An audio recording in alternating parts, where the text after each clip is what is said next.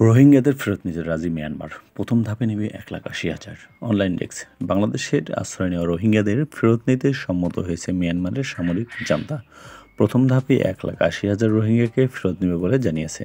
শুক্রবার 4 এপ্রিল ব্যাংককে শস্ত্র বিমস্টেক শীর্ষ সম্মেলনের ফাঁকে এক বৈঠকে মিয়ানমারের প্রধানমন্ত্রী পররাষ্ট্র ইউ থান শোয়ে বাংলাদেশের প্রধান উপদেষ্টার উচ্চ প্রতিনিধি ডক্টর খলিলুর রহমানকে এই তথ্য জানান।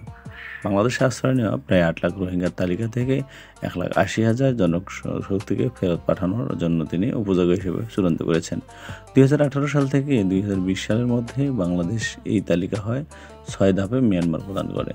এদেশের মধ্যে আরও 70,000 রোহিঙ্গাদের চূড়ান্ত যাচাই এখনও চলমান রয়েছে, যাদের ছবি ও নামের মাধ্যমে যাচাই করা হবে। যাচাই প্রক্রিয়া সম্পূর্ণ হলে তাদের ভাগ্য নির্ধারণ হবে।